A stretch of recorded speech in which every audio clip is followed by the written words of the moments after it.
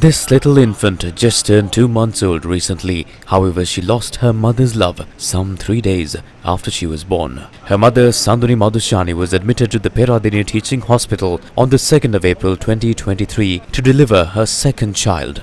She was subject to a cesarean delivery the very next day in order to protect the lives of both mother and child and complete the delivery in a protective manner. Unfortunately, Sanduni's eyes, which closed after being administered with the anesthetic, never opened again. She was immediately rushed to the ICU of the Peradeniya Teaching Hospital, and it was reported that she was administered with the Indian manufactured anesthetic bupivacaine.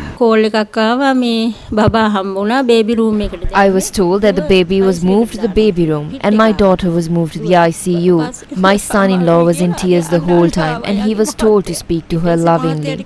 He did as he was told. She passed away on the day we returned from a religious obligation. Doctors say they were not at fault and that low-quality medicine was imported. The person who carried out the post-mortem said that a medicine that was 85 rupees cheaper had been imported, thus resulting in this tragedy. 2 children lost their mother. The family is in ruins. The grandparents will take care of them as long as they live. The relatives cannot care for them because they have kids of their own.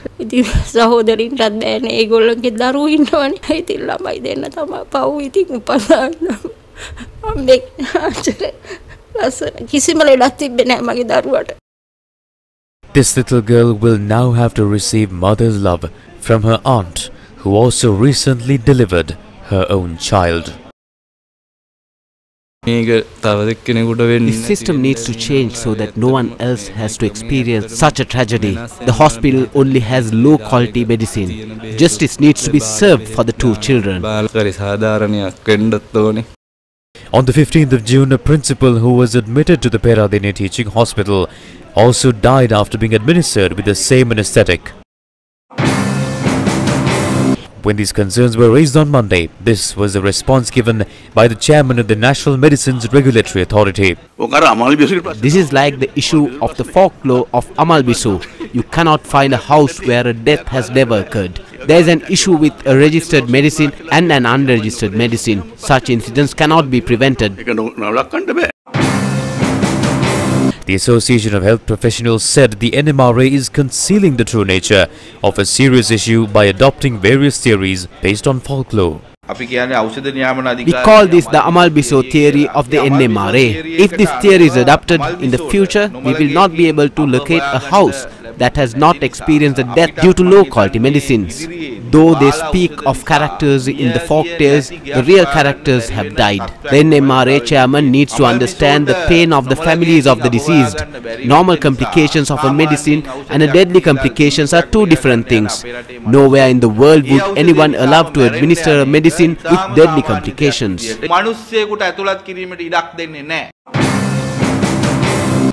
The Society of Government Pharmacists also commented.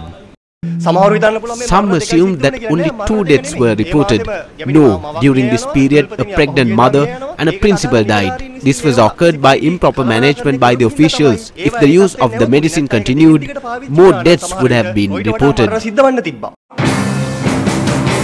The National Medicines Regulatory Authority noted that medicines can be imported without registration based on the emergency requirement. According to the medical ordinance, if the Health Ministry or the Health Minister makes a request on urgency, we can import medicines without registration. The All Ceylon Medical Government Medical Officers Association stressed that patient lives cannot be put at risk under any circumstances. With regard to some of the unregistered medicines being used in the country, the health officials respond by stating the emergency requirements. Irrespective of the nature of the requirement, we cannot put patients' life at risk. The Health Ministry has shied away from its responsibilities for various reasons, including payouts. Our allegations against the Health Ministry is for the use of low-quality medicines. However, the NMRA says that there are obstacles in testing medicines even if they are registered. We cannot go for 100% quality. We have issues. When medicines are imported, random samples are taken for testing and quality inspection. We cannot do that in Sri Lanka because the cost is high and we do not have the laboratories. We do not have experts. Furthermore, we can stop this by conducting random tests. අහඹු ලෙස පරීක්ෂා කළා කරොත් තමයි ඔක නවත්තන්න පුළුවන්. Do you recall the NMRA data scam, where data stored in the government cloud was deleted? What happened to the investigation? Sri Lanka allocates a great deal of money for medicine regulation, and it spends the same amount on it as well. This is an issue that directly impacts people's lives. After the Sri Lankan economy collapsed due to untimely decision-making, some met with their close associates, citing a lack of funds to purchase medicines. What do those in responsible positions have to say now? This is what we have to say to Minister Kelly Rambukwala, who is seated in the subcommittee to prepare legislation on regulating broadcasters and advising on silencing the media that speaks on behalf of the people. Before you start advising the media, regulate the health sector.